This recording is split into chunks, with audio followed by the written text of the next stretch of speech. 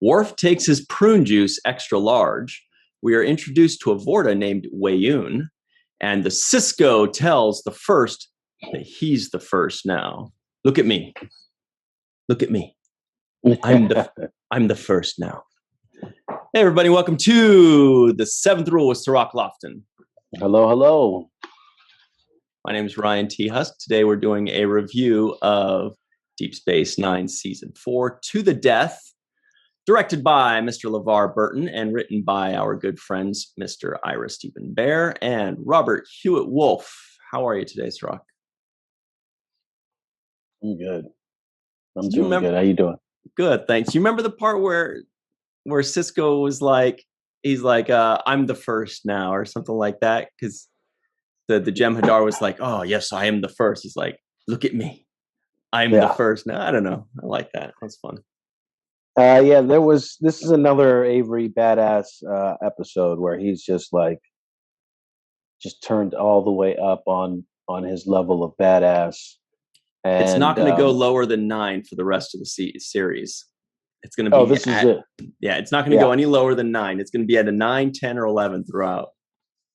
I'm good with that because there's something really good there. I enjoy watching it. I like watching him go hard and turn it all the way up. Yeah. There was a few moments here. There was one where he just said the word now. Where he, and the mic got distorted. He was like, no. And I was like, oh, poor sound guy. Yes. You heard that. Yeah. I wrote that down too. I was like, wow, this guy's killing it. Because when he says now, it's like there's no debate on when. It's like right now, and there's so much authority behind his presence and his voice and his delivery. So when you hear that, you're like, everybody stops. Yeah. So real quick, let's give a quick shout out to our friend Yvette Blackmon and our good buddies, the Sci-Fi Sisters. They're doing great things. We love them. We love having them on the team and on the show. Big shout out to them. They're finally starting to get a little bit of the recognition they deserve out in the ether, in the internet. So it's great to see. And we do want to always give a shout out to them because we love them and we appreciate them. Yes, we do. Yes, we do. Shout out to the Sci-Fi Sisters. Holding it down from a perspective that is definitely needed more. And, they also do fantasy, which I hadn't thought of before, but they're, they branch out all of sci-fi and fantasy, basically, all the cool nerdy stuff. I'm a big fantasy nerd, so that's cool by me.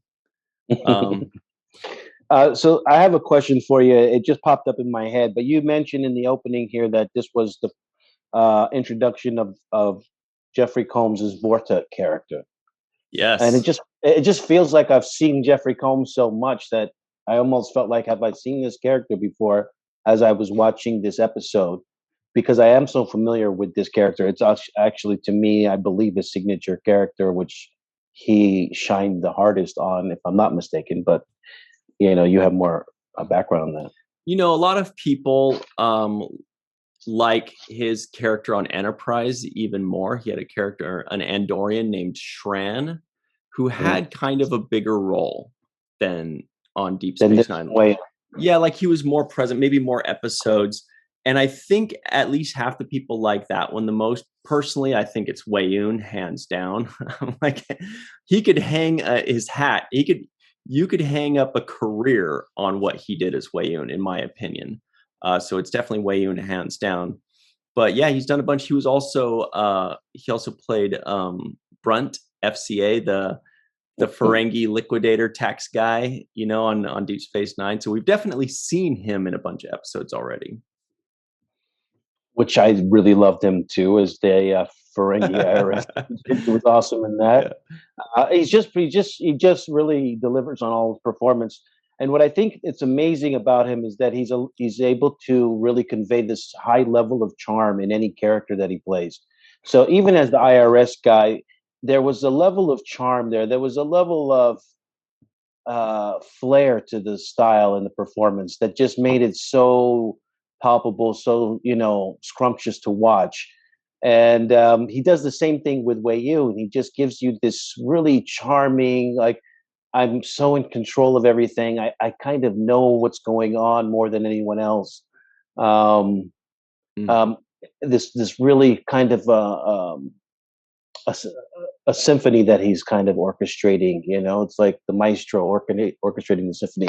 You over there, Commander Sisko or Captain Sisko. Oh, you poor guy. You know, I really feel for you. You have some tough decisions to make. There was a great scene there where he had to convince Sisko about joining his cause, right? And I thought Mhm. that was just like that's it. That was him against the captain, right? So you're going against basically our star of the show, obviously, in my opinion, one of the finest actors there is on the planet, in Avery Brooks, and he's going heads up with him, having to convince him that we have the same mutual interest right now. At this exact moment, the two of us are in alignment with this kind of, they say nothing unites people like a mutual enemy, right? Right. And so I think he does a great job of kind of laying that out for us in this episode. Yeah. Also, the enemy of my enemy is my friend, or something like that. That's another one. And he makes Sisko laugh, which is a rarity. Like now obviously when Sisko was laughing, it was more of a sarcastic laugh, like "ha ha ha, you fucking dick," that kind of thing. But Yeah. it was still nice that Weyoun, the character of Weyoun, brings that out of him. And yeah, there's just so much to talk about with this Weyoun character. For me, what was most interesting on this watch was that we now know, after speaking with Robert Hewitt Wolf and Ira Stephen Bear, that once they killed him off, they instantly regretted it. And they were like, we've got to bring him back because he was such a great actor, such a great character. We've got to figure out a way to bring him back. And sci-fi, you could do that. So watching this episode and knowing that, I was watching Weyoun specifically in all of the extra things he brought to the table to see what it was that convinced the writers and producers, oh my God, we've got to bring this guy back. And there was so much, like, you could watch every scene with that kind of thought process and think, put yourself in the writers and producers headspace, and they're watching this going, oh my God, that was so good. Ooh, I love when he does that. Oh, I hadn't thought, all these little things that he did. And I love watching it with that kind of thought process, because then you really can see it wasn't just one scene. It was like every scene he was a politician mixed with a used car salesman, used with a handkerchief, or I don't know. It was just amazing. Yes, and I think what he does very well, which we have to also credit Andy Robinson, who plays Garrick.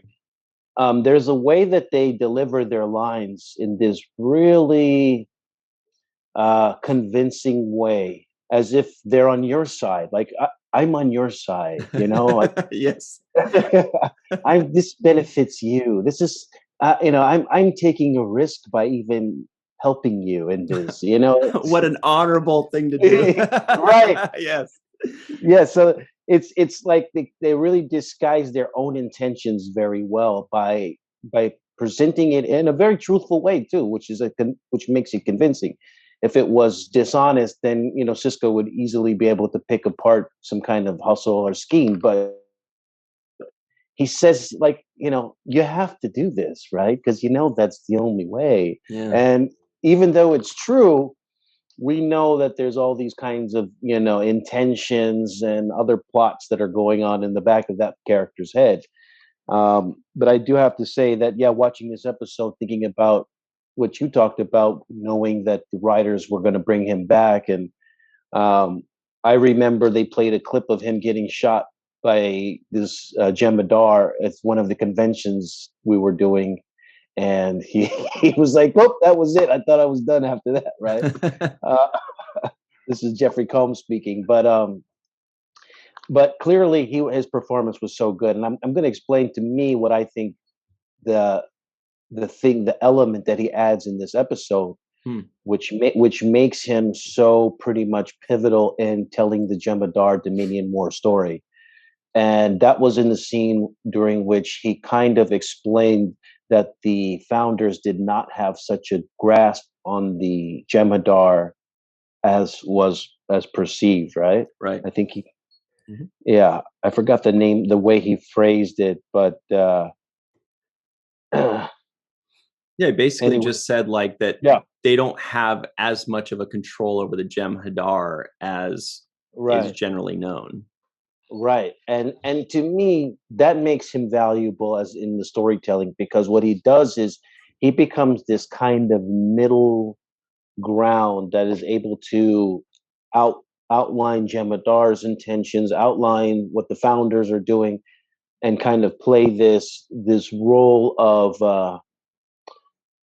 there was a good movie with Al Pacino, and it was called Donnie Brasco.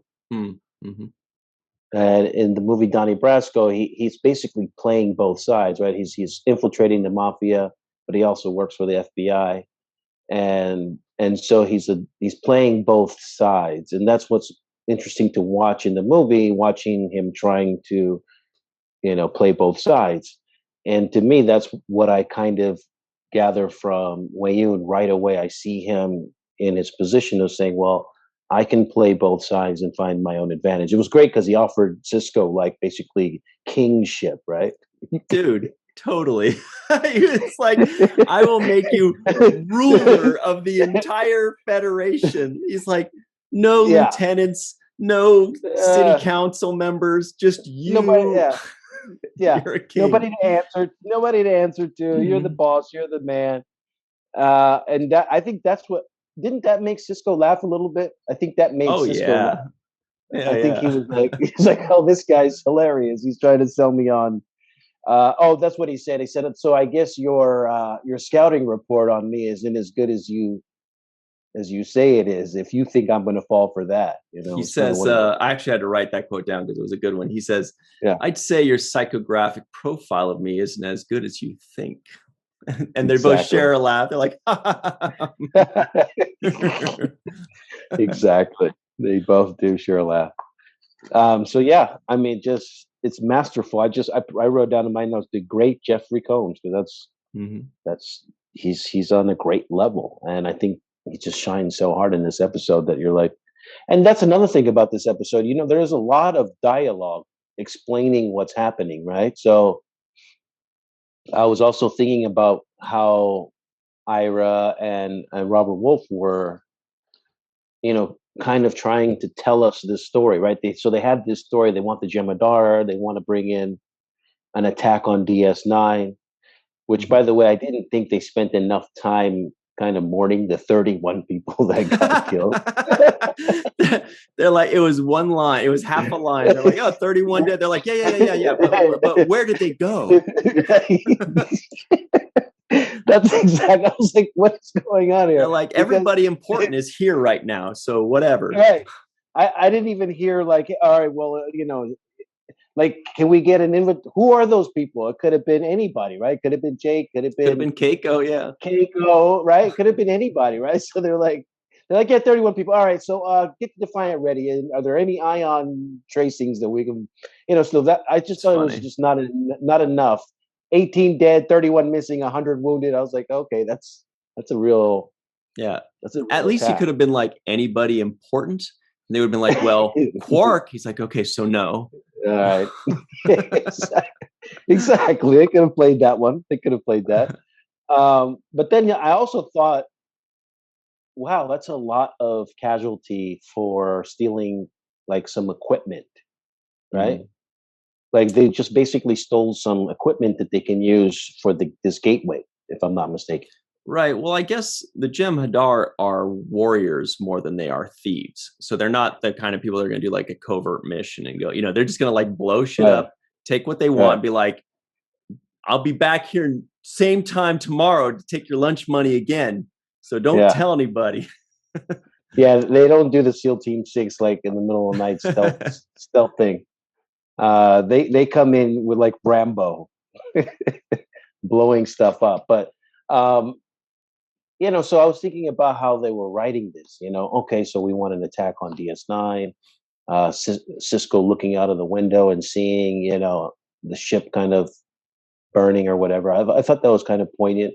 Also, did like the graphics of the Defiant kind of pulling away, going to chase down these guys. Yeah. Yeah, it was pretty. It was pretty. It was dramatic, but most of the time I was thinking about the dialogue because there were a lot of scenes in which people had to explain what was going on. Right? How many people are here? What are we going to face? Just a lot of back and forth about just giving us more detail and background information. I thought it was really a good episode. Yeah. And I hadn't really thought of the dialogue too much in this because I had my own things I was specifically watching for. But it does make me wonder if between Ira and Robert, one of them is more of the dialogue person and one is more like the overarching story person, or if they just kind of like share it or bounce ideas off each other or take turns. I do wonder that. We'll have to ask one of them when they come back. But the dialogue is, it's always great. It's always good. These guys know the characters very well. Dax had some good lines when she's like, how long you just going to stare at me for 2 hours? They gave Julian thing is sometimes they give a good line, but then the actor makes it feel like a great line. Like when Julian says to Worf, when when Worf is just staring at him in his seat, doesn't say he's just like, like, are you gonna? Do we have a problem here? What's going on? I can stand here as long as you can sit there. And then Julian's line is, have a seat, Commander. And I feel like, I could be wrong, but I feel like this was a directing choice by LeVar. Was when he said, have a seat, Commander. See, I would have thought that it would be like, not really a submissive way, but a friendly, like, have a seat, Commander. Here, okay, I get it. Have a seat, Commander. But the way it ended up being delivered was a little bit challenging and playful. Like, he's like, have a seat, Commander. And then we're thinking, is he telling him to sit down over there or over here? And then he pauses for a second and kind of gives a smile and then gets up and says, okay, you can have my seat. Kind of like lets him think for a second, does he mean in my seat or is he telling me, and then he kind of coyly pulls away. And I felt like that was a director's choice, but I don't know. But anyway, I like that part. That was really cool because it was unexpected for me, I like the critique on that scene. I thought it was excellent, Ryan. That is exactly how I felt that moment play out. That extra pause of drama, that dramatic pause, totally made the scene worthy, and that I want to credit, whether it was written or not. I want to credit Bashir, aka Alexander Siddig, for the way he delivered that, because he delivered it right on point as far as just keeping the tension there just long enough. The other thing I want to say was just before that line, I think Dax was talking about how she at one point wasn't able to sleep for 2 weeks because of the baby being up. And O'Brien says 2 weeks, it's been 2 months. And the way he says that to me is just like a real, that's authentic too. That's like so legit. It's like, because when you're a new parent or you have a newborn and you're struggling with sleep, you're counting the days, and you know exactly how long it's been, because that's how long the baby is. How old the baby is. Yeah. So when he said that, I just felt like, oh man, that's exactly what I can picture myself saying when somebody was telling me, I haven't slept in 2 weeks. I haven't slept in 2 months, man. This baby's killing me. Yeah, and O'Brien is always good at delivering the tortured man, the tortured everyday guy, because he's kind of grumpy, he's kind of ornery, he's kind of just the regular dude. He's not trying when he says, I'm very much alive and I intend to stay that way. Like, he's just like, I don't know all this other crazy stuff. I'm just a dude. I got a wife and kids. I want to drink beer and go on the holodeck. I don't want to die. I don't have a death wish. I just want to. If somebody points a gun at me, I'm gonna run. Unless I got a rock in front of me, then I'm gonna shoot him, and then I'm gonna go. Yeah, he's just like the salt of the earth kind of a guy. He's like the, the blue collar guy who's just like, got the wife and kid at home. He's not here for any extras. When when the clock clocks out, I'm out of here. I just really like his performance because it is so natural and he's so good at, just like you said, the grumpy guy. Actually, when you were describing that, it made me think of the Smurfs, and he would be like one of these Smurfs, the grumpy Smurf that's always like. There was a character named Grumpy Smurf. Yeah, and he would be essentially, he's the real life version of the grumpy Smurf. You know who my favorite Smurf was? It was Jokey Smurf. He was the guy that would have like the presents that would blow up, and they'd be like, "What is it?" He'd go, "It's a surprise." I don't know why. I just always thought that. I'm like, why do these idiots keep falling for the same stupid thing? Man? The same thing. No, it's a surprise. It's a surprise. No, wait. Yeah, it wasn't Grumpy. It was Grouchy Smurf. Was it Grouchy? Yeah, Grumpy was a gummy bear. Everybody at home knows Grumpy was the gummy bear and Grouchy was the Smurf. Glad we got that. Okay. Yeah, well, very glad. What a save. So we just have a couple minutes here before we go into the break. Any final thoughts on Weyoun? Because I feel like we could talk about him forever, but then we can move on to the other stuff on the other side. Yeah,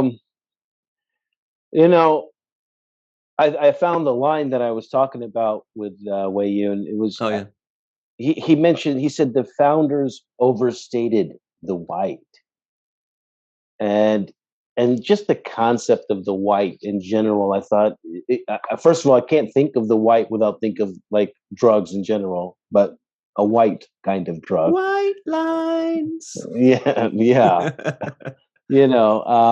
So you think about that and you're like, oh wow, that's a crazy parallel, right? Break out the white. And you also think about addiction and how tragic addiction is, and so I thought about just like how these Jem'Hadar are really kind of in a lose-lose situation, just by not only by their genetic makeup, because they're obviously like created, like I think they mentioned something about laboratory creations, right? So and then also then having the disposition of being addicted to this substance is like it was kind of it kind of hurt me a little bit, because I know there's a lot of people really suffering from addiction out here and having to deal with that kind of thing. And it was like when it was time for them to get their dosage, and how they ran up on Weyoun, like, it's time, like, like, we need that. He's like, I'm eating. They're like, nah, you put that sandwich down. Yeah, we need this now. So we do have to jump to our break super quick. Sorry, we could just finish it up on the other side here. But yeah, they're born and bred. Not only are they addicted, they were created to be addicted, which is the worst kind of tragedy. Okay, so we'll take a super quick break, and we'll be right back on the 7th Rule with Cirroc Lofton.